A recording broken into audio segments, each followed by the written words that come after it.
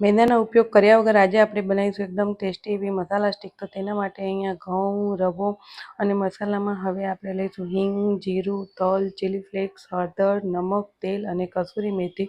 અને મોણ માટે મેં અહીંયા તેલ લીધું છે, તમે ઘી પણ લઈ શકો। અને 9 સેકા પાણીથી એકદમ સરસ આપણે તેનો લોટ બાંધી લઈશું। એકવાર લોટ બંધાઈ ગયા પછી આપણે તેને 15 થી 20 મિનિટ ઢાંકીને મૂકી દઈશું। અને લોટ ન બહુ કઠણ કે ન બહુ ઢીલો એવો લોટ બાંધવાનો છે। અને 15 થી 20 મિનિટ તેને ઢાંકીને રાખ્યા પછી ફરીથી એકવાર આપણે તેને સરસ રીતે કોણવી લઈશું।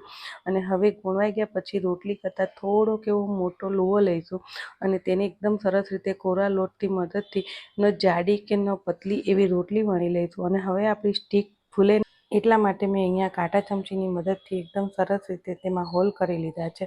અને હવે આપણે ચપ્પાની મદદથી સ્ટીકનો શેપ આપી દઈશું। તો આપણી મસાલા સ્ટીક તૈયાર છે, તો હવે તેને તળી લઈશું।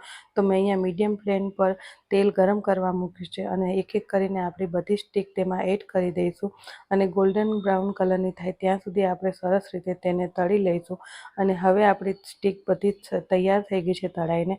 તો હવે એક લોયામાં આપણે તેને કાઢી લઈશું અને ઉપરથી ચાટ મસાલો એડ કરી અને સરસ રીતે એકવાર મિક્સ કરી દઈશું।